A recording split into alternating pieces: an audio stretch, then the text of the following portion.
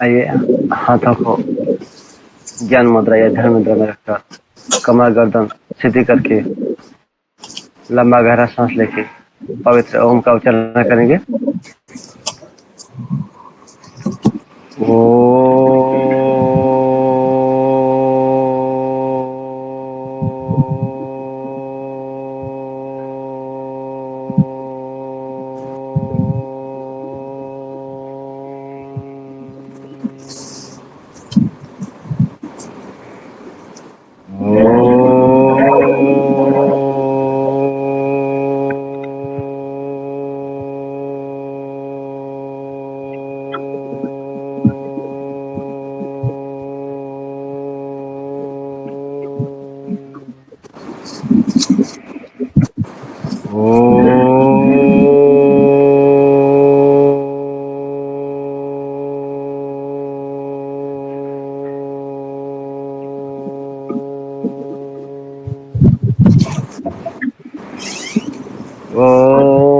भूर्भुवः स्वः तत्सवितुर्वरेण्यं भर्गो देवस्य धीमहि धियो यो नः प्रचोदयात्। ओम शांति शांति शांति। दोनों हाथों को आपस में रख के चेहरे पे लगाएंगे और ऊर्जा को महसूस करेंगे। नमस्ते।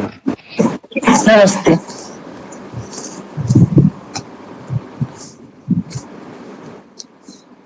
आज हम पढ़ेंगे एनाटॉमी और फिजियोलॉजी। हम आज से स्टार्ट कर रहे हैं अपना नया, और देखो बड़े ध्यान से पढ़ना है इसको, क्योंकि ये सब क्या है, हमारे शरीर के बारे में है। जो हमारे शरीर की रचना है उसके बारे में हम सारा सब कुछ डिस्क्राइब करेंगे कि क्या हमारी बॉडी है, वो उसका स्ट्रक्चर क्या है, कौन कौन सी चीज कहाँ कहाँ पे है, और कितने ऑर्गन्स हैं, किस जगह पे लोकेटेड हैं, और वो काम क्या करते हैं। अब एनाटॉमी का क्या मतलब होता है? Anatomy means structure of living things. क्या आपकी बॉडी का जो हम है, हम क्या है? हम लिविंग थिंग्स ही तो है। हम एक जीवित इंसान है, और ऐसे ही सारी चीजें जीवित हैं, जैसे बैक्टीरिया वगैरह सारी चीजें हैं, पेड़ पौधे जीव जानवर। तो हम क्या पढ़ेंगे अभी? हम ह्यूमन एनाटॉमी पढ़ेंगे। ह्यूमन एनाटॉमी हमारे शरीर की रचना किस प्रकार। अच्छा सर, ठीक है, मैं देखती हूँ।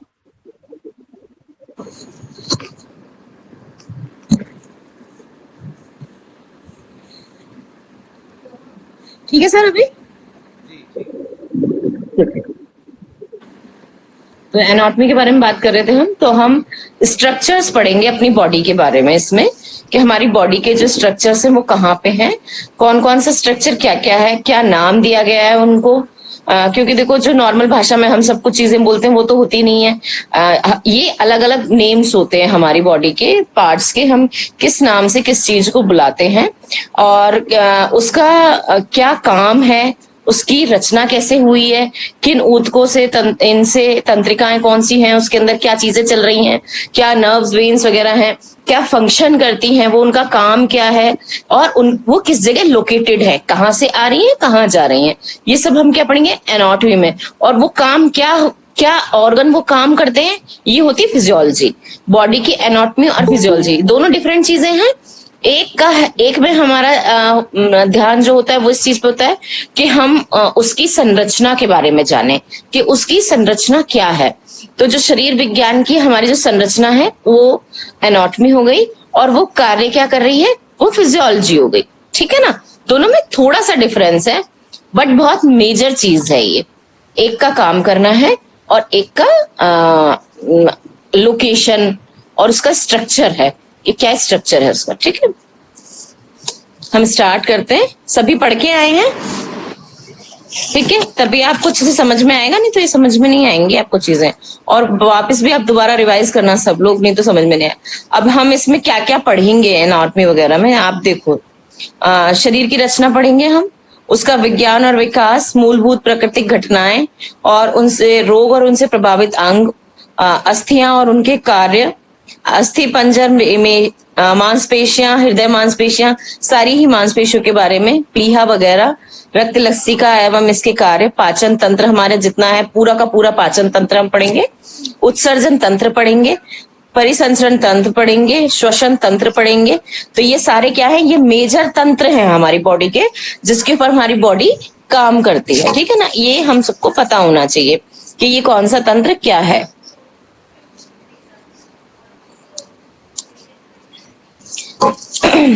ये सारे तंत्र सबका अपना अपना काम है। पाचन तंत्र पाचन का काम करता है, उत्सर्जन तंत्र उत्सर्जन का काम करता है, जो गुर्दा वगैरह आते हैं ना, हमारी किडनीज वगैरह आती हैं, वो उत्सर्जन तंत्र के अंतर आते हैं। उत्सर्जन मतलब बाहर निकालना चीजों को, जो वेस्ट मटेरियल है वो हमारी बॉडी से बाहर निकाल दिया, जो टॉक्सिन्स हैं वो बाहर निकाल दिए गए। ठीक है। श्वसन, श्वसन हम सांस कैसे लेते हैं, तो इसका पूरा तंत्र होता है, कहाँ से लेके कहाँ तक है, क्या क्या चीज इसके अंदर, ऑर्गन इसके अंदर आती है, और हम कैसे श्वसन लेते हैं, मतलब ये कहाँ है और क्या क्या है, वो तो हो गई एनाटॉमी। और जो हम श्वसन कैसे लेते हैं, कैसे क्रियाएं होती है, वो हो गई उसकी फिजियोलॉजी। ठीक है, हम साथ में पढ़ेंगे सारी चीजें। आप ध्यान से सारी चीजें पढ़ना और याद रखना, ये मेजर चीजें हैं 4-5। परिसंचरण तंत्र है हमारा, किस तरीके से हृदय हमारा काम करता है, वो परिसंचरण मतलब सर्कुलेटरी सिस्टम। सर्कुलेटरी क्या होता है, ब्लड का सर्कुलेशन, हमारे बॉडी के अंदर ब्लड किस तरीके से चल रहा है, कैसे सर्कुलेट कर रहा है, कैसे आ रहा है जा रहा है, कैसे उसकी क्लीनिंग हो रही है, क्या वो कैसे काम कर रहा है, क्या क्या चीज होती है, किस जगह पे है, कैसे लोकेट है, कौन कौन सी तंत्रिकाएं उसमें काम करती हैं, क्या हमारा अरोटा वगैरह का रोल वगैरह होता है, कितने हमारे वाल्व्स होते हैं, ये सारी चीजें हम उसमें पढ़ेंगे। ठीक है। केंद्रीय स्नायु तंत्र, स्नायु तंत्र क्या है, हमारा नर्वस सिस्टम, जो हमारा ब्रेन से रिलेटेड हमारी पूरी बॉडी किस तरीके से हमारे काम करती है, कैसे सिग्नल्स आते जाते हैं, क्या क्या काम होते हैं उनके, किस तरीके से हमें बताते हैं कि यहाँ से, जैसे आपने देखा होगा ना कि हमारी बॉडी है, और अगर आपके पास एकदम से आप आग के पास चले गए या किसी चीज, तो तुरंत हट जाती है, तो सिग्नल कौन ले गया, ब्रेन ही तो बता रहा है, ऑपरेट कर रहा है, तो उस तक सिग्नल कौन ले गया, ये तंत्रिका तंत्र लेके गया, इसने बताया वहां जाके कि हमारा हाथ किसी गर्म वस्तु के पास है और वो जल जाएगा, तो उसके लिए हमने क्या करा कि ब्रेन ने तुरंत सिग्नल दिया हट जाओ वहां से, और हमने हाथ अपना हटा लिया। ठीक है, तो ये सारे जो तंत्र हैं महत्वपूर्ण हैं। और इसके बाद में हम पढ़ेंगे ज्ञानेंद्रियां, जो हम बचपन से पढ़ते आ रहे हैं, सबने पढ़ा है, साइंस में ईवीएस में सब लोग पढ़ते हैं कि जो अपने ज्ञानेंद्रिय होती है 5 होती हैं, हम उनको नाक कान और हमारा त्वचा और हमारी जिह्वा, ये सारे क्या है, श्वसन तंत्र। ठीक है, तो हम श्वसन नहीं, ज्ञानेंद्रियां, इंद्रियां हैं ये हमारी 5, जिनको जो बहुत बड़ा रोल अदा करती हैं हमारी बॉडी के अंदर।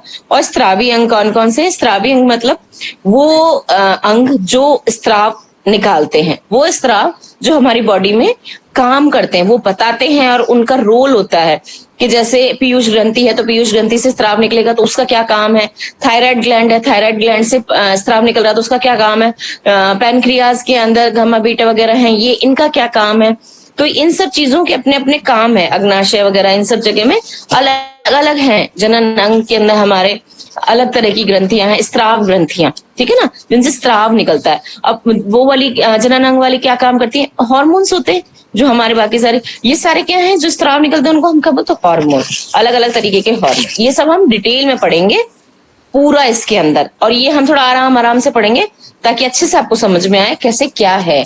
आप लोग भी ध्यान से और आराम से पढ़िए इसको समझ करके। ठीक है, शरीर रचना फर्स्ट टॉपिक है हमारा, क्या है, शरीर रचना विज्ञान से तात्पर्य, शरीर रचना विज्ञान क्या है। ठीक है,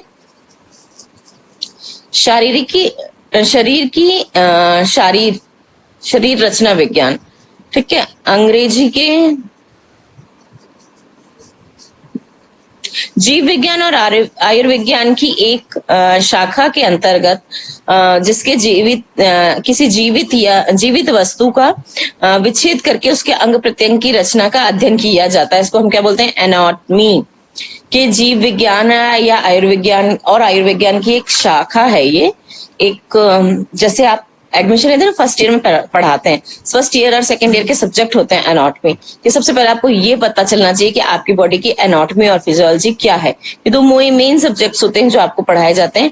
ये एक आयुर्विज्ञान की मेडिकल की एक शाखा है जिसके अंतर्गत की हम डिसेक्शन करके, मतलब चीर फाड़ करके ये पता लगाते हैं, जो हमारे पास डेड बॉडीज वगैरह होती हैं उनमें हम चीर फाड़ करके पता लगाते हैं कौन कौन सी चीज कहाँ कहाँ है, क्या क्या काम कर रही है, ये सारी चीजें। और उसके अंग विच्छेद मतलब डिसेक्शन, काट के चीर फाड़ करके आप उसके अंग प्रत्यंग की रचना का अध्ययन करते हैं। रचना किस तरीके से वो बनी है, यही है एनाटॉमी, कि किस तरीके से उसको चीर फाड़। ऐसे तो हमें किसी को नहीं पता है कि कैसे क्या होती है। तो जब हम डॉक्टरी की पढ़ाई करते हैं ना, जब हम मेडिकल की पढ़ाई करते हैं उसमें आते हैं तो आपको मेडिकल में बताया जाता है कि किस तरीके से हमें बॉडी मिलती है, हम उसे चीरते फाड़ते हैं, देखते हैं कि क्या क्या अंग कहाँ कहाँ पे है, उसकी संरचना क्या है, किस तरीके से वो बनाया गया है। अचल में वनस्पति जगत तथा चल में प्राणी जगत का समावेश होता है। अचल में तो वनस्पति जगत होती है जो चल नहीं सकते, अचल मीन्स जो चल नहीं सकते। उसके अंदर तो आ जाता है हमारा पूरा प्लांट किंगडम, कि जो भी प्लांट्स हैं वही तो नहीं चल सकते, बाकी सब तो जीव चलते ही हैं। जो चाहे जीव जानवर हैं, चाहे पक्षी हैं, चाहे वो कोई भी प्रोटोजोआ वगैरह, ये सारी चीजें हैं वो सब चलती हैं। तो वो आ जाते हैं प्राणी जगत के अंदर। और वनस्पति जगत के अंदर आ जाता है सारी आपकी वनस्पति जो कि है पेड़ पौधे वगैरह, जितने भी तरीके के हैं वो छोटे बड़े जो भी कुछ है वो वनस्पति जगत के अंदर आते हैं आपके। और वनस्पति और प्राणी के संदर्भ में इसे क्रमशः पादप शारीरिकी और जीव शारीरिकी कहा जाता है। अब इसे है ना वनस्पति को बोलते हैं हम पादप शारीरिकी, मतलब पादप एक पौधे के शरीर की संरचना, और उस जो हम जीव जंतुओं के बारे में करते हैं उसे जीव शारीरिकी कहते हैं। प्राणी के बारे में जो करते हैं उसे जीव शारीरिकी, वो प्राणी कोई भी हो, कैसा भी प्राणी है। अभी हम तो ह्यूमन के ऊपर पढ़ेंगे और हम इसमें पढ़ेंगे जो बैक्टीरिया वगैरह भी होते हैं उनके बारे में भी थोड़ा बहुत है इसमें, आप देखना। पादप जीव शारीरिकी कहा जाता है जब किसी विशेष प्राणी अथवा वनस्पति की शरीर संरचना का अध्ययन किया जाता है तो उसे विशेष शारीरिकी कहते हैं। ठीक है। जब किसी प्राणी या वनस्पति की शरीर की संरचना की तुलना किसी दूसरे प्राणी या वनस्पति की शरीर की संरचना से करा जाता है तो उस स्थिति को अध्ययन तुलनात्मक शारीरिकी कहते हैं। अब अगर आप किसी पौधे, जैसे किसी वनस्पतिक पौधे जो हमारे पास हैं उनका कंपैरिजन कर रहे हैं कि ये पौधा और ये, जैसे कि आप सोचो एक आम और एक अशोक, उन दोनों का अगर हम कंपैरिजन कर रहे हैं, इसकी छाल कैसी उसकी कैसी, इसके अंदर के पत्ते कैसे, फूल कैसे, फल कैसा, तो उनका जब बीच का कंपैरिजन हम कर रहे हैं उसको बोलते हैं हम तुलनात्मक, हमने उनकी तुलना करी। ऐसे ही दो जीवों के बीच में, दो अलग अलग जानवरों के बीच में, जैसे आप गाय और बकरी दो जानवर ले लिए, या फिर गाय और घोड़ा दो जानवर ले लिए, उन दोनों जानवरों के बीच में शरीर की संरचना, उनका खान पान, रहन सहन, उनका एनवायरमेंट, उन सब चीजों के बारे में जो आप अध्ययन कर रहे हैं, तुलनात्मक, दोनों की जो तुलना कर रहे हैं, जो कंपैरिजन कर रहे हैं, उसको तुलनात्मक अध्ययन कहते हैं। जब किसी प्राणी के अंगों की रचना का अध्ययन किया जाता है तब यह आंगिक शारीरिकी कहलाती है। जब किसी भी प्राणी के अंगों की रचना का अध्ययन किया जाता है, अंग मतलब उसके अंदर जो ऑर्गन्स हैं, जो बॉडी के पार्ट्स हैं, वो जो अंग होते हैं अंदर, तो बॉडी पार्ट्स में तो हमारे हाथ पैर वगैरह सब कुछ आते हैं। जो अंग होते हैं उसके अंदर आते हैं, जैसे आपके ये फेफड़े हैं, किडनीज हैं, आपका पैनक्रियाज है, लिवर है, ये सारी चीज के अंग, जो अंगों की हम संरचना के बारे में पढ़ते हैं उसको आंगिक शारीरिकी कहा जाता है। ये सारी डेफिनेशंस सब लोग याद करना कि किस किस को कौन सी शारीरिक संरचना कहा जाता है। ठीक है। शरीर रचना विज्ञान का विकास। शरीर रचना विभाग और आयुर्विज्ञान एक इतिहास बताते हुए 1956 में अखिल भारतीय आयुर्विज्ञान संस्थान ने प्रथम विभागों के रूप में अस्तित्व में आएगी। जो एम्स है, जो दिल्ली के अंदर एम्स है ना, अखिल भारतीय आयुर्विज्ञान संस्थान, ठीक है ना, जो एम्स है वो सर्वप्रथम आया 1956 के अंदर। ठीक है। और अस्तित्व में आया। यह संस्थान के पूर्व चिकित्सा खंड के प्रथम और भूतलों पे है। इसकी प्रमुख गतिविधियां अध्यापन और अनुसंधान के आसपास केंद्रित है। एम्स के अंदर क्या दिखाए जाते हैं ना, जब कहीं नहीं इलाज होता है तो चलो रेफर कर दो एम्स में। तो क्यों क्यों करते हैं वहां रेफर? क्योंकि वहां पर हम करते हैं उसका अनुसंधान करा जाता है किसी भी चीज की, बीमारी के ऊपर। अध्यापन मतलब उसके ऊपर पढ़ाई लिखाई होती है, उसके ऊपर हम पढ़ते हैं, गहन अध्ययन होता है, डीप में नॉलेज उसकी प्राप्त करते हैं और उसका अनुसंधान किया जाता है, उस पर रिसर्च करी जाती है। जब रिसर्च करेंगे तभी तो पता चलेगा कि इस फला फला बीमारी पे कौन कौन सी चीज असर कर रही है, कौन सी दवाई असर कर रही है, क्या खाने से फायदा है, क्या खाने से नुकसान है, क्या करना चाहिए क्या नहीं करना चाहिए, डूज एंड डोंट्स वगैरह हमें कैसे पता चलते हैं? रिसर्च से पता चलते हैं, अध्ययन और रिसर्च से पता चलते हैं, स्टडीज और रिसर्च से। तो ये काम एम्स वगैरह में होता है। तो इस पे क्या होता है कि जब कहीं भी नहीं ट्रीटमेंट हो पाता तो बोलते हैं एम्स में रेफर कर दो, क्योंकि वहां पे हो सकता है कि वहां पे इन सब चीजों पे रिसर्च चल रही हो और वहां आपको बेटर ट्रीटमेंट मिल जाए। इसके अलावा अस्पताल सेवा प्रदान करने के लिए भी कुछ प्रयोगशालाएं हैं और बाकी की जो हॉस्पिटल की बाकी की सर्विसेज हैं वो तो होती हैं वहां पे। कंसल्टेंसी मतलब पेशेंट को देखना करना और शल्य क्रियाएं वगैरह सब, बाकी के लैब टेस्ट, अल्ट्रासाउंड, MRI वगैरह सब बाकी की सारी सर्विसेज वहां पे उपलब्ध है। मृत्यु पश्चात शव ले जाने के लिए सार्वजनिक सेवा के रूप में भी यह कार्य भी विभाग के द्वारा किया जाता है।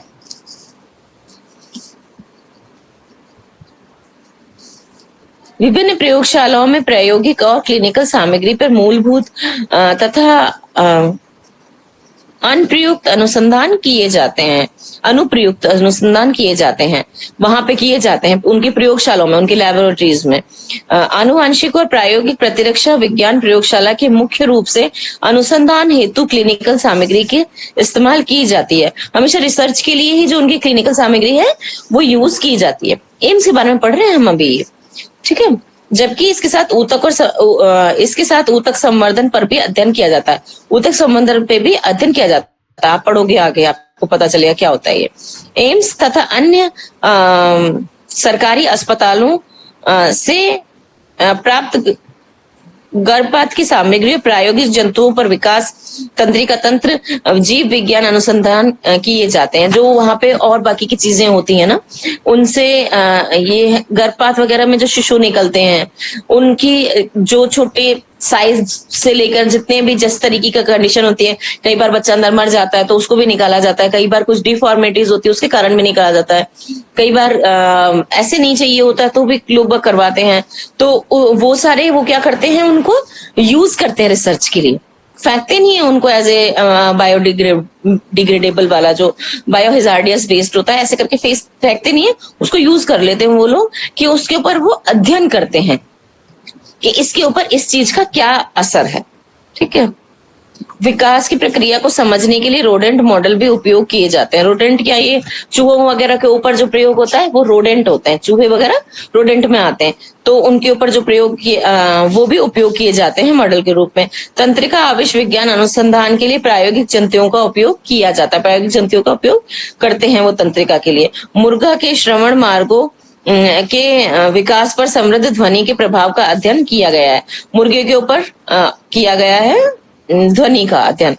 चूहे की आंतरिक तंत्रिका रचना पर प्रायोगिक परिवर्तन के प्रभाव का अध्ययन किया गया। चूहे के ऊपर तंत्रिका तंत्र पे, चूहा जो लिया उन्होंने उसका आंतरिक तंत्रिका तंत्र पर प्रयोग करके प्रयोग जब कर रहे हैं वो परिवर्तन कर रहे हैं, देख रहे हैं क्या हो रहा है क्या नहीं हो रहा है, वो भी उन्होंने करके देखे हैं।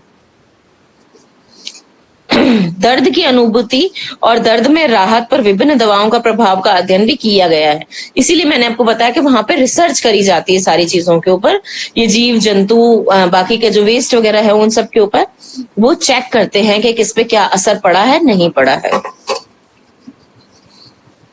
इसमें बताया ना दर्द की अनुभूति और दर्द की दवाओं के ऊपर भी किया जाता है। यह विभाग आनुवंशिकी के प्रशिक्षण पर विश्व स्वास्थ्य संगठन द्वारा मान्यता प्राप्त केंद्र है। यह विश्व स्वास्थ्य संगठन द्वारा मान्यता प्राप्त है, मतलब ये सारे लीगल होते हैं, इनके काम इलीगली यहाँ पे कुछ भी नहीं होता है। जो आप पढ़ रहे हैं वो सारी चीजें लीगल थी कि ये लीगली इन सब चीजों को, इनके पास राइट्स हैं, इनके पास अधिकार है कि इस तरीके के रिसर्च और अनुसंधान कर सके मानव हित के लिए, ह्यूमंस के लिए ये यूज करेंगे। जो भी हम एक्सपेरिमेंट कर रहे हैं वो हम ह्यूमंस के बेटरमेंट के लिए कर रहे हैं, कि उनको आगे दर्द से राहत मिले, उनको आगे जो किसी भी तरीके की बीमारियां जिनके इलाज नहीं है, जो लाइलाज बीमारियां, हम कहते हैं ना इलाज निकला, तो इलाज कहाँ से निकला? रिसर्चेस करके ही कोई इलाज निकलता है।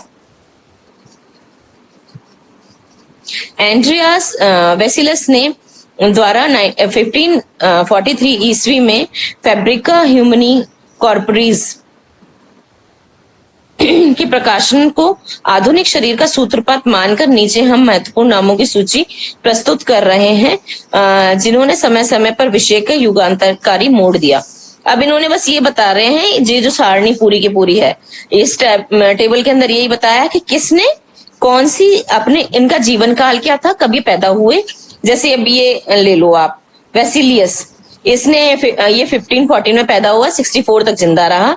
1543 के अंदर इसने, इस वर्ष में इसने इसका महत्व बताया, आधुनिक शरीर का प्रारंभ करा उसने, ठीक है।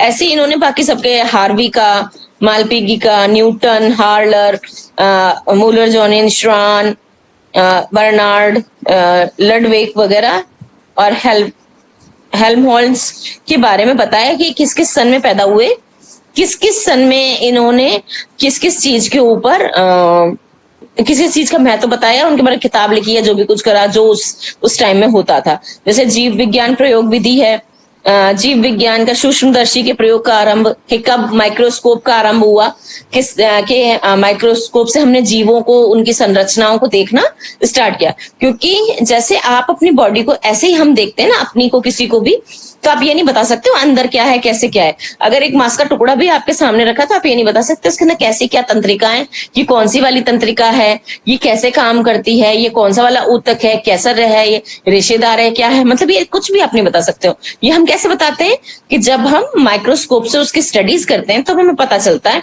कि हमें दिखाई देता है, क्योंकि वो कई गुना बड़ा करके दिखाता है। ये काम माइक्रोस्कोप का है। तो ये कब लेके आए? 1661 के अंदर। ये इंपॉर्टेंट चीजें हैं याद रखने के लिए। ये सारणी है, आप पढ़िए कि इसने इसका आविष्कार इस सन में किया, इस चीज को ये तब लेकर के आए, है ना। तब से इनको, है ना, समय समय पे लोगों ने जो जानकारियां उपलब्ध थी उसके बाद और आगे बढ़ाते गए उसको।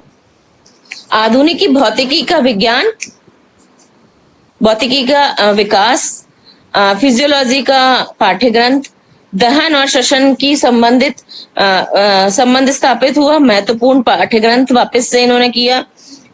कोशिका सिद्धांत का स्थापन, कोशिका के बारे में बताया गया। 1839 में कोशिका के ऊपर ही सारी चीजें डिपेंड है ना। महान प्रयोगवादी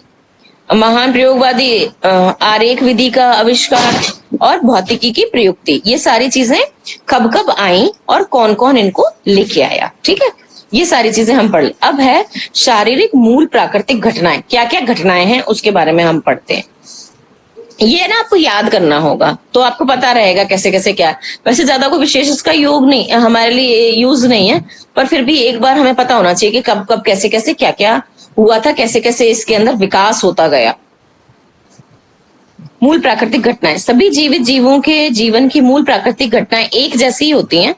अत्यंत असमान जीवों में क्रिया विज्ञान और अपनी समस्याएं अत्यंत स्पष्ट रूप में उपस्थित कराता है, ठीक है। अगर बिल्कुल अलग है तो वो बिल्कुल अलग रूप में दिखाएगा।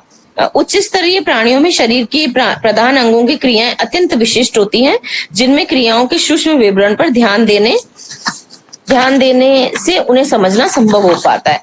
अब हम क्या है, हम उच्च स्तरीय प्राणी, क्योंकि हम सबसे ज्यादा विकसित हैं। निम्न स्तरीय प्राणी जैसे छोटे से छोटे लेवल के जीव में आपका बैक्टीरिया भी आ रहा है, आपका फंगी भी आ रहा है, ये सब क्या जीव ही हैं। पर हम क्या है, सबसे उच्च स्तरीय हैं, सबसे ज्यादा डेवलप्ड है। जैसे हमारे से नीचे क्या है, बंदर और ये एप्स वगैरह, ये चिंपैंजीज, ये हमसे नीचे वाले, तो हमसे, पर वो डेवलपमेंट वाली स्टेज है कि इससे नीचे और सबसे उच्च स्तरीय हो गया ह्यूमन बीइंग, मतलब इंसान। हम प्राणी ही सबसे बड़े हैं और हमारी जो शरीर के अंगों की क्रियाएं हैं एकदम विशिष्ट होती हैं, स्पेशल तरीके से। इनका सब कुछ सबका स्पेसिफिक है, अलग अलग होता है, और हमारा सबसे ज्यादा स्पेसिफिक है। इनकी क्रियाओं के सूक्ष्म विवरण पर हम ध्यान देने से उन्हें समझना संभव हो पाया। जब हमने ध्यान दिया, इनके बारे में अध्ययन किया है, रिसर्च किया, तो हम जान पाए कि कैसे कैसे क्या क्या चीज है। निम्नलिखित मूल प्राकृतिक घटनाएं जिनमें जीव पहचाने जाते हैं। कौन कौन सी घटनाएं हैं जिनसे मूलभूत जीव पहचाने जाते हैं? संगठन है, फर्स्ट है संगठन। यह उच्च स्तरीय प्राणियों में अधिक स्पष्ट होता है। जो संगठन है वो उच्च स्तरीय है। हम ह्यूमन बीइंग, हमारे अंदर एकदम स्पष्ट होगा, क्लियर दिखाई देती है हमारे अंदर चीजें, क्योंकि हमारे अंदर क्या है? बुद्धि है, जो मेन चीज है, जो किसी भी, ये हमें क्या बनाती है? उच्च स्तरीय बनाती है हमारी बुद्धि। जो हमारी पावर है, वो पावर ही हमारा दिमाग है। ये चीजें सबके अंदर नहीं है। सब निर्णय नहीं ले सकते, सब चीजें नहीं कर सकते हैं, सब अपने आप को विकसित नहीं कर सकते। अब हम कहते हैं ना, अपना विकास करो, अपने आप को ग्रो करो, वो इंसान ही कर सकता है। ह्यूमन बीइंग ही एक ऐसा पैदा हुआ है जिसके पास ये बुद्धि का शस्त्र, सोचने समझने की शक्ति दी गई है। समझते हैं जीव, पर वो सोच नहीं पाते कि इसको रिफ्लेक्स एक्शन कैसे देना है, कि इसके बदले में हम कैसे क्या कर रहे हैं। बस वो वैसी अपनी जीवों वाली हरकत कर सकते हैं, ये चीजें नहीं कर सकते जो उच्च स्तरीय तौर पे हम करते हैं। जैसे आप सबसे बड़ी चीज ये देखिए, हम पढ़ रहे हैं, क्या कोई और जीव पढ़ता है क्या? नहीं। ये हमारी उच्च स्तरीयता का प्रतीक है। तो संरचना और क्रिया विज्ञान में समानांतरता होती है, जिससे शरीर क्रियाविदों का यह कथन सिद्ध होता है कि संरचना ही क्रिया का निर्धारक उत्पादक है, कि संरचना ही क्रिया का निर्धारण उत्पादक है। ये जो कथन है ये सही सिद्ध होता है। इससे व्यक्ति के विभिन्न भागों के सूक्ष्म सहयोग होता है और इसमें प्राणी के आसपास के वातावरण के अनुकूल बनने की शक्ति बढ़ती है। और इससे जो विभिन्न, जो हमारे बॉडी के अलग अलग पार्ट्स हैं, विभिन्न डिफरेंट पार्ट्स हैं, उन सबका सूक्ष्म सहयोग रहता है एक दूसरे को। हम कहते हैं ना कि ये चीज खराब है तो ये चीज भी खराब होती जाती है आगे चल करके। आपका पेट खराब है तो आपको ये बीमारी हो जाएगी, आपकी ये चीज खराब है तो आपको इस वाली बीमारी को होने का खतरा है। अब ये चीज ज्यादा खराब हो रही है तो इसका कार्य करने की क्षमता बढ़ा दो। जैसे हम आयुर्वेद में बोलते हैं कि इस चीज के कार्य करने की क्षमता बढ़ा दो, तो वो उसको भी साथ लेकर के और अच्छे से उसको भी ठीक कर देगा और एनहेंस हो जाएगा। तो सबका एक दूसरे के साथ कनेक्शन होता है। जैसे इंडोक्राइन सिस्टम होता है ना पूरा हमारा, जो हमारी सारी ग्रंथियां हैं, हमारा पूरा सिस्टम है अंदर, जो स्त्राव ग्रंथियां वगैरह है ना, सब एक दूसरे से जैसे कनेक्टेड है। एक से दूसरी, दूसरी से तीसरी, तीसरी चौथी हमें दिख नहीं रही है, हम नहीं जानते, पर जब हमने ढूंढा तो वो कनेक्टेड है। कनेक्टेड होने के कारण एक का खराब होने से दूसरे के ऊपर इफेक्ट होना, ये जब एक दूसरे के साथ होते हैं तो जो बाहर का वातावरण है ना, उसके अनुकूल व्यक्ति अनुकूल अपने आप को बना लेते हैं और शक्ति बढ़ जाती है। अब कुछ खराब होता है तभी तो हमारी शक्ति घट जाती है ना। ऊर्जा की खपत, ऊर्जा की खपत क्या है? आगे हम पढ़ते हैं। जीव ऊर्जा को विसर्जित करते हैं, जो जीव होते हैं ऊर्जा विसर्जित करते हैं। मनुष्य का जीवन उन शारीरिक क्रियाकलापों से है जो पर्यावरण के साथ संबंधित करते हैं, निर्मित करते हैं।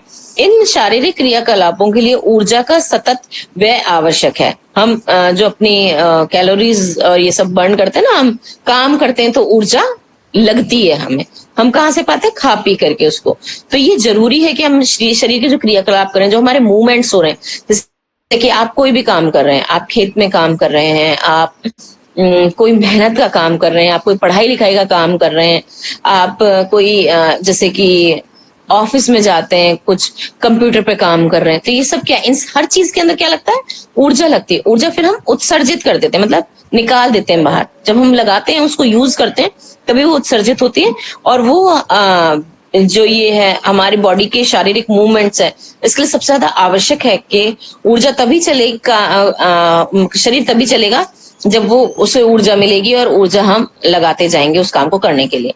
तो भोजन अथवा ऑक्सीजन के अभाव में शरीर के क्रियाकलापों का अंत हो जाता है। अब हमारी बॉडी को ऊर्जा कहाँ से मिलती है? मैंने बताया था, खाना जो होता है हमारा भोजन, उससे हमें ऊर्जा मिलती है। ऑक्सीजन से भी हमें ऊर्जा मिलती है। बिना ऑक्सीजन, बिना खाने के, बिना पानी के हम जीवित नहीं रह सकते हैं। हमारे शरीर का अंत हो जाता है। शरीर के में अधिक ऊर्जा की आवश्यकता होने पर उसकी पूर्ति भोजन और ऑक्सीजन की अधिक मात्रा से होती है। जब हमारा शरीर ज्यादा काम कर रहा है तो हमें ज्यादा मात्रा की आवश्यकता होती है। ऐसे ही जैसे कि एक श्रमिक है, उसको बहुत ज्यादा ऊर्जा की आवश्यकता होती है, ज्यादा भोजन करता है और हैवी डाइट्स लेता है। और इसी के मुकाबले में कंपैरिजन करो आप, एक ऑफिस में बैठा वाला व्यक्ति, उसको कम ऊर्जा की जरूरत होती है। वो कहता है मेरा 2 रोटी में पेट भर जाता है और मैं पूरे दिन फुलफिल महसूस करता हूँ। उधर ही उसी तरफ आप एक श्रमिक को देखो, वो बोलता है कि मैं 4 से 5 रोटी खाऊंगा पर फिर भी मुझे जल्दी से भूख लग जाती है, क्योंकि श्रम जो ज्यादा कर रहा है शरीर से, अपने शरीर को ज्यादा यूज कर रहा है, उसको ज्यादा ऊर्जा की जरूरत होती है। ऐसे ही वो सांस ज्यादा ले रहा है तेजी से, गहरी, उसको लंबी गहरी ज्यादा सांस, ज्यादा ऑक्सीजन की जरूरत है। ऐसे उस एसी रूम में बैठे हुए बंदे को जो अपने हाथ पैर भी नहीं हिला रहा, उसको कम की जरूरत है, तो उसकी श्वसन धीरे धीरे होता रहता है, बड़ा आराम से। तो ये सब चीजें कोरिलेटेड हैं और ये किस तरीके से एक दूसरे की पूर्ति करते हैं ये बताया गया है कि किस चीज की जरूरत किसको कम किसको ज्यादा है और कैसे कैसे ये काम करते हैं, हमारे बॉडी मूवमेंट कैसे होता है। अतः जीवन के लिए श्वसन और स्वांगीकरण क्रियाएं आवश्यक हैं। ये दोनों ही क्रियाएं हमारे बॉडी के लिए जरूरी हैं। जिन वस्तु से हमारे खाद्य पदार्थ बनते हैं वे ऑक्सीजन में सक्षम होते हैं, वो ऑक्सीकरण में सक्षम होते हैं, ऑक्सीडाइज्ड हो जाते हैं, मतलब ऑक्सीकरण होना, ऑक्सीडाइज्ड हो जाना, वो भी मतलब है ना खराब होके, और उसमें से भी वो आप एक तरह से कह सकते हो कि उसमें से ऑक्सीजन निकल गई और यूज कर ली हमने और बाकी का वो बेकार हो गया, वेस्ट प्रोडक्ट में चला गया। तो ये ऑक्सीकरण है, पढ़ेंगे हमें, ये क्रिया होती है हमारी बॉडी की में सक्षम होती है। इस ऑक्सीकरण की क्रिया में ऊष्मा उत्पन्न होती है, ऊष्मा गर्मी उत्पन्न होती है। एक तरह से देखो तो आप जैसे सेब काटा, आपने रख दिया, उसका कलर चेंज होने लग गया, उसकी ऑक्सीजन और वो बाहर निकल गई, वो क्रियाएं करने लग गया बाहर के एनवायरमेंट से और वो गर्म हो गया और उसमें से ऊष्मा निकली। इतना गर्म नहीं कि आप छुओगे तो जल जाओगे, नहीं, पर उसका जो टेम्परेचर है वो चेंज होता है और उसमें अंदर क्रियाएं होती हैं। तो वो इस तरीके से आप उसको समझ सकते हैं थोड़ा सा, बाकी डिटेल में हम आगे समझेंगे। शरीर में होने वाली ऑक्सीकरण की क्रिया में ऊर्जा उत्पन्न होती है और जीवित प्राणी की क्रियाशीलता के लिए उपलब्ध होती है। अब ऐसे हम खाना खाया हमने, वो अंदर गया, वहां अंदर क्रियाएं हुई और उसमें से ऊर्जा निकली। उस ऊर्जा को हमने अपने काम करने में यूज किया, मतलब ऊर्जा फिर हमने उत्सर्जित कर दी, यूज करके यूटिलाइज कर लिया उसको, पूरी ऊर्जा को खाया और यूज कर लिया उसको ऊर्जा बना के। वृद्धि और जनन, यदि अपचयी एनाबॉलिक प्रक्रम प्रधान है तो वृद्धि होती है, जिसके साथ अन्न अतिपूर्ति की शक्ति जुड़ी होती है। वृद्धि का प्रक्रम एक निश्चित समय तक चलता है, इसके बाद प्रत्येक जीव विभक्त होता है और उसका एक अंश अलग होकर या अनेक नए व्यक्तियों का निर्माण करता है। अब हम तो क्योंकि उच्च स्तरीय, तो हम तो डिवाइड नहीं होते हैं एक चीज से, 1 से 10 के अंदर, हम तो जनन क्रिया के द्वारा अपनी जाति को बढ़ाते हैं, ठीक है। ऐसे ही अमीबा, प्रोटोजोआ वगैरह वो क्या होते हैं, वो 1 से टूट के 10 में डिवाइड हो जाते हैं, 2 में डिवाइड हो जाते हैं, 4 में डिवाइड हो जाते हैं और उतने नए अमीबास बन जाते हैं। पर हम उच्च स्तरीय जीव है, वो निम्न स्तरीय जीव है, इसलिए उसका डिवाइडेशन होकर के वो नए जीव पैदा कर देता है। हम क्रिया कर करके, जनन क्रिया करके उसको अपने जो इस जाति है उसकी अभिवृद्धि करते हैं जनन के द्वारा। इसमें प्रत्येक उन सभी गुणों से युक्त होता है जो मूल जीव में होते हैं। तो जो बनने वाला नया जीव है उसमें सारे वही गुण होंगे जो पहले वाले जीव के अंदर है।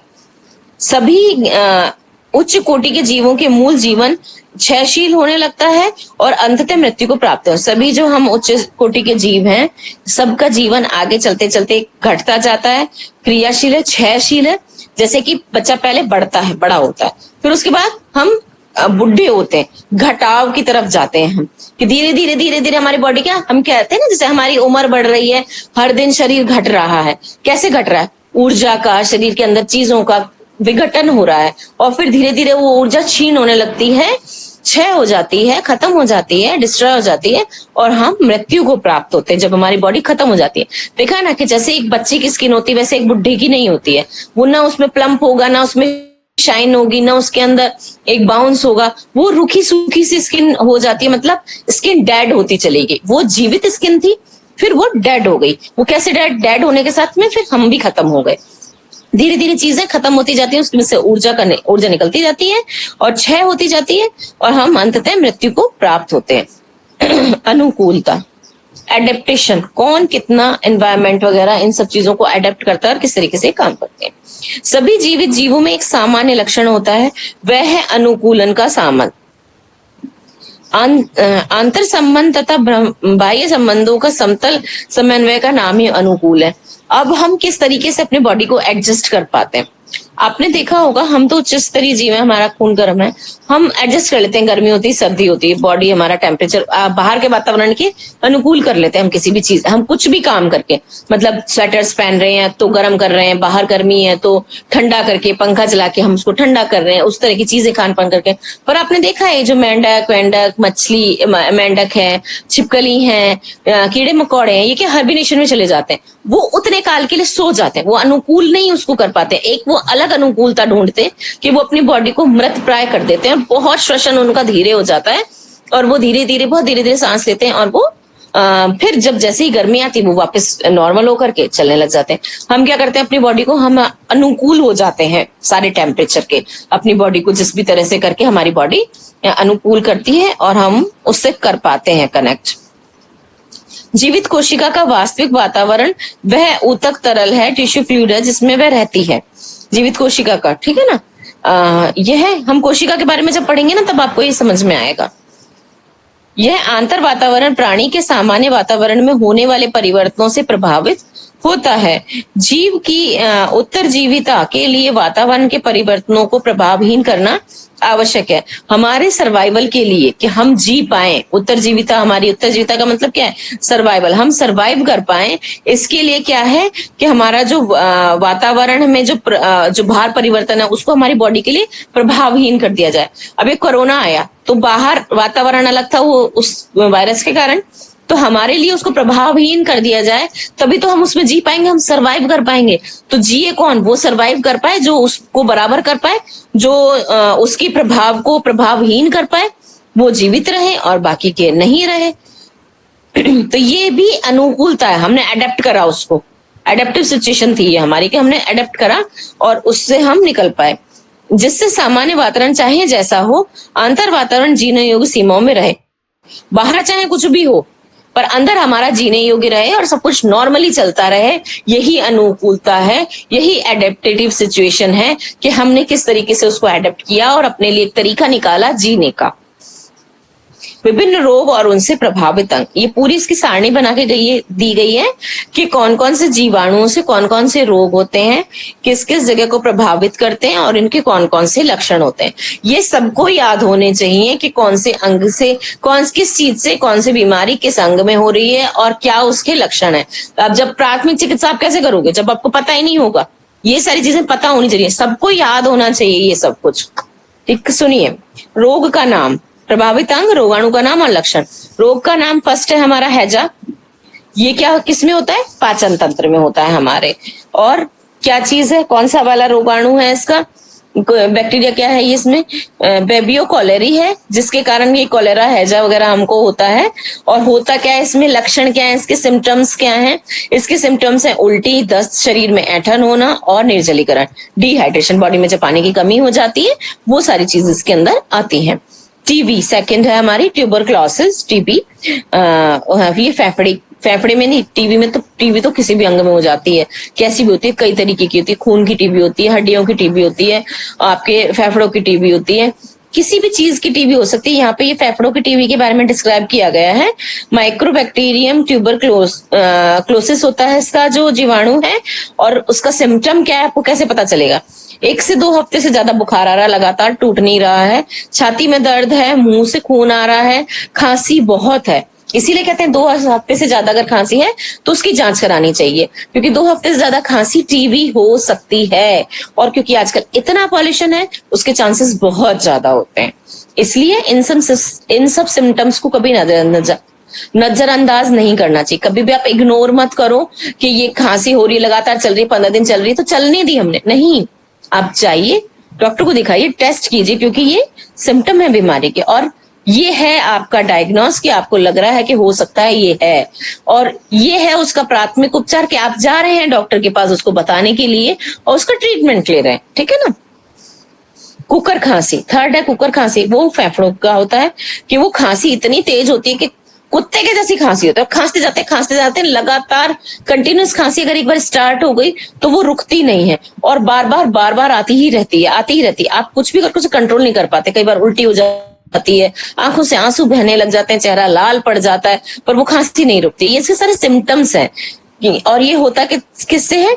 बेसिलस परटूसिस से होता है, और बार बार इसमें खांसी का आना इसका मेन सिम्टम है। और नहीं रुकना, खांसी आना बार, जैसे थोड़ी सी आई रुक गई, थोड़ी नहीं, वो नहीं, आ रही है, लगातार होती ही जा रही है, कंटिन्यूस वाली जो है खांसी, उसका वो इसका मेन सिम्टम है। चौथे नंबर पे आता है निमोनिया, फेफड़े में होता है, फेफड़े में किसी भी तरह से इन्फेक्शन होकर निमोनिया हो जाता है।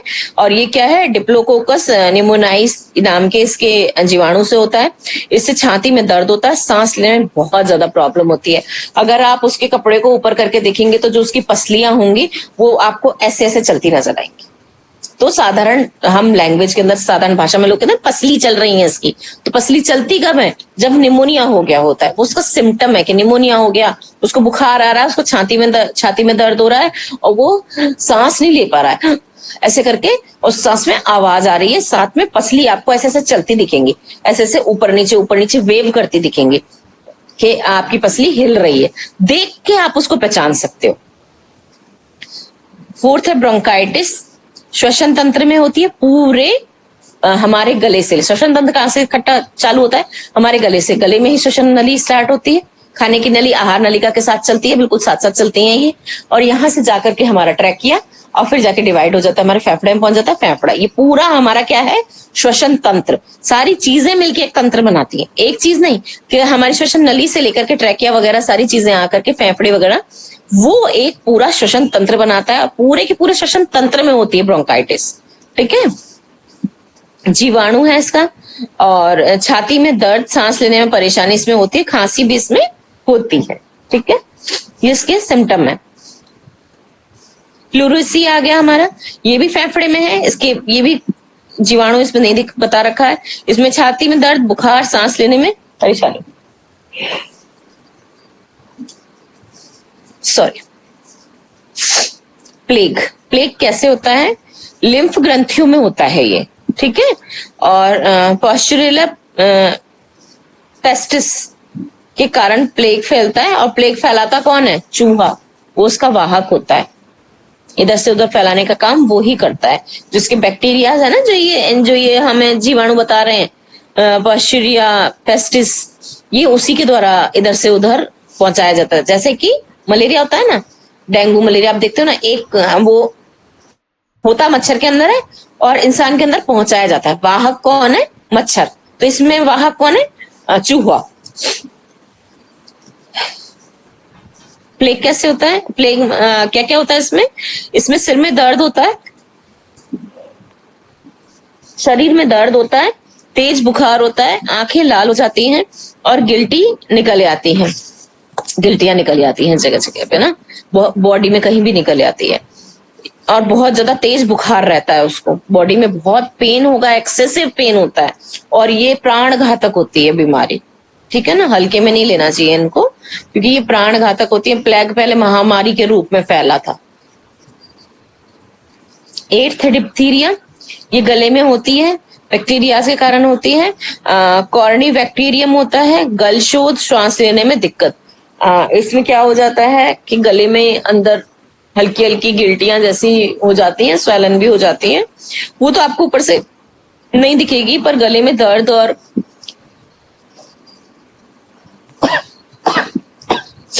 सांस लेने में प्रॉब्लम हो जाती है। 9 कोढ़, तंत्रिका तंत्र का होता है, और माइक्रो बैक्टीरियम लेप से होता है ये, लेप। उंगलियों को कट कट कर गिरना, शरीर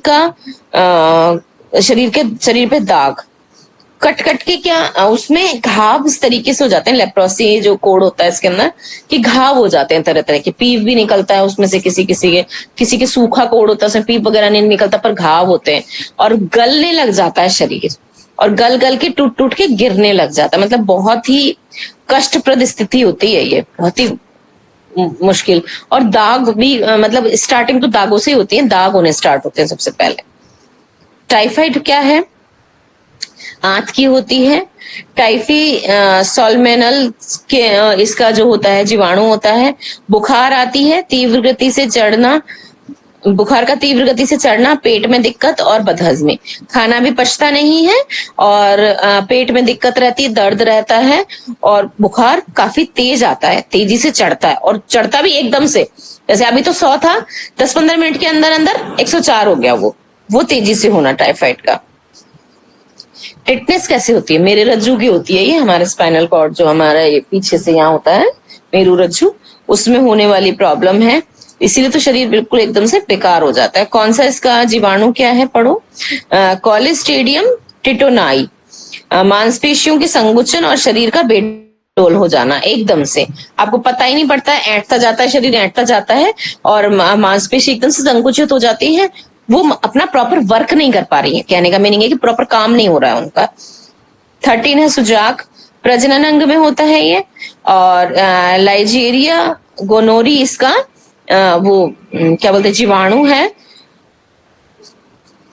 जेनेटल ट्रैक्ट में होता है, जेनेटल ट्रैक्ट में शोध, घाव, मूत्र त्याग में परेशानी, जलन होना, दर्द होना, पस पड़ जाना, वहां पे पस आना, ये सब चीजें और घाव हो जाना, ये सब उसके सिम्टम्स हैं। उसमें से कुछ भी होता है तो पहले जल्दी से जल्दी उसको आप देखो कि क्या आपको प्रॉब्लम हो रही है।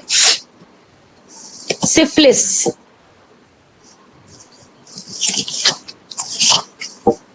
सिफिलिस क्या होता है? प्रजनन अंग में होता है। और ट्रिप्नोमा पैडम इसका जीवाणु है। जेनेटल ट्रैक्ट में शोध, घाव, मूत्र त्याग में परेशानी, ये सारी चीजें, जलन वगैरह जो होता है ना यूरिन वगैरह में, तो ये अगर कुछ इस तरीके का इन्फेक्शन हो रहा है तो इस तरीके की चीजें होती हैं। मेनिंजाइटिस क्या होता है? मस्तिष्क में होता है। ट्रिपेनेमा पैडम, सरदर्द, बुखार, उल्टी और बेहोशी। सरदर्द के साथ में उल्टी भी आ रही है, बुखार भी आ रहा है और बेहोशी छा रही है, मूर्छा छा रही है बार बार।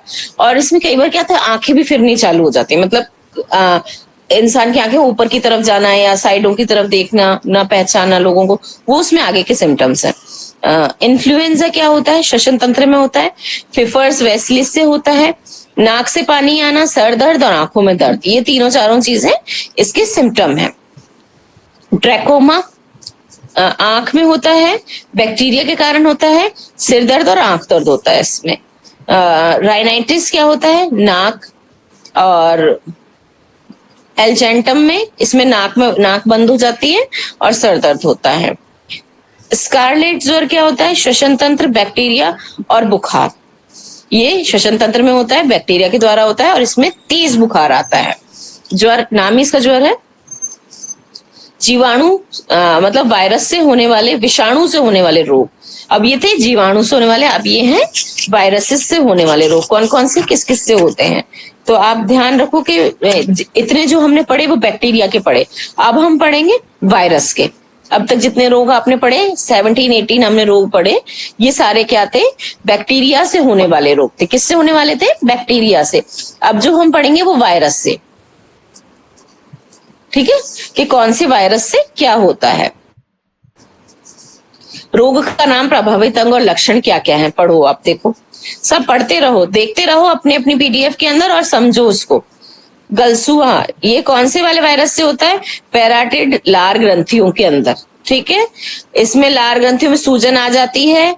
अग्नाशय, अंडाशय, सूजन, बुखार, सिरदर्द और इस रोग में बांझपन होने का खतरा रहता है। फ्लूएंजिला, ये क्या होता है?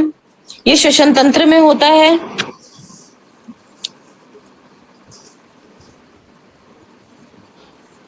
ये श्वसन तंत्र में होता है।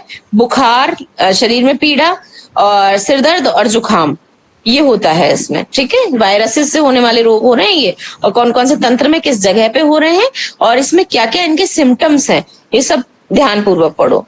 रेबीज, रेबीज से क्या क्या होता है? देखो, तंत्रिका तंत्र से होता है। और बुखार, शरीर में पीड़ा, पानी से भय, मांसपेशियां और श्वसन तंत्र में लकवा, बेहोशी, बेचैनी, और ये घातक रोग है। और इसके बारे में सबने सुना है रेबीज के बारे में। कुत्ता काट ले, बिल्ली काट ले, बंदर काट ले, चूहा काट ले, सब में इसमें रेबीज होता है सबको। हाइड्रोफोबिया बोलते हैं, इसमें इसको हाइड्रोफोबिया बोलते हैं। इसमें क्या होता है, हमें पानी से डर लगता है कि आपको पानी पीने में भी डर लगेगा, पानी देखते ही दौरे पड़ने लग जाते हैं, और श्वसन तंत्र ये जो आपका श्वसन तंत्र है वो फेल होने लग जाता है इसमें, और लकवा मार जाता है, और बहुत घातक रोग है, इससे बचना बहुत मुश्किल है। इसलिए जैसे ही कोई भी इनमें से कुछ भी खाए तो तुरंत आप वैक्सीन लगवाएं 24 घंटे के अंदर, एक टिटनस का और एक रेबीज का। खसरा, ये पूरे शरीर पे निकलता है एक साथ, बारीक बारीक बारीक बारीक लाल दाने जिसे जो निकल जाते हैं, ये शरीर पे निकलता है। इसमें बुखार होता है, दर्द रहता है, पूरे शरीर में खुजली होती है, आंखों में जलन होती है, आंख नाक में से पानी निकलता है इसके अंदर, ये इसके सिम्टम्स होते हैं। देखो नंबर 5 पे हमारा आया चेचक। चेचक वैसे तो विलुप्त प्राय हो, पर फिर भी अभी रहती है इसके अंदर। भगवान इनके समझ में नहीं है। पूरा शरीर, विशेष रूप से चेहरा और हाथ पैर, बुखार, पीड़ा, जलन, बेचैनी, और पूरे शरीर पे फफोले जैसे पड़ जाते हैं, बड़े बड़े फफोले होते हैं जिसमें पानी या मवाद भर जाता है, और काफी टाइम लगता है इसको ठीक होने में। पोलियो, ये तंत्रिका तंत्र का होता है। इसमें अगर पोलियो आपको हो गया तो मांसपेशियां संकुचित हो जाएंगी, वो अवरोध आ जाएगा उनमें, और हाथ पैर में लकवा जैसा मार जाता है। फिर वो शरीर न बढ़ता है, न उसकी ग्रोथ होती है, और न चलने फिरने में भी प्रॉब्लम क्रिएट करता है। हर्पीज क्या होता है, त्वचा और उसकी जो श्लेष्म कला होती है, अंदर की जो लेयर होती है चिकनी वाली, उसके अंदर होता है। त्वचा में जलन होती है, बेचैनी होती है, शरीर पे फोड़े जैसे निकलते हैं, देखने में फोड़े जैसे होते हैं, फिर फूटता है तो पानी जैसा द्रव्य भी निकलता है उसके अंदर, ठीक है, ये हार्पीज होता है। और इंसेफ्लाइटिस ये तंत्रिका तंत्र का होता है। इसमें बुखार, बेचैनी, दृष्टि दोष, अनिद्रा, बेहोशी, और ये घातक रोग है। अब हम पढ़ेंगे विटामिन की कमी से होने वाले रोग। ओहो, ये अब हम कल पढ़ेंगे विटामिन की कमी से होने वाले रोग। 6 पूरे बज गए हैं और बिल्कुल टाइम का आभास ही नहीं हुआ। चलिए, हाँ सर अभी देखा मैंने। अब आप फटाफट से शांति पाठ करवा दिए देवेंद्र जी, क्लास आज एंड करते हैं, कल हम ये पढ़ेंगे। कमर गर्दन सीधी करके हाथों में ज्ञान मुद्रा या प्रणाम प्रणाम मुद्रा में रखें। ओम सर्वे भवन्तु सुखिनः, सर्वे सन्तु निरामया, सर्वे भद्राणि पश्यन्तु, मा कश्चित् दुःखभाग् भवेत्। ओम शांति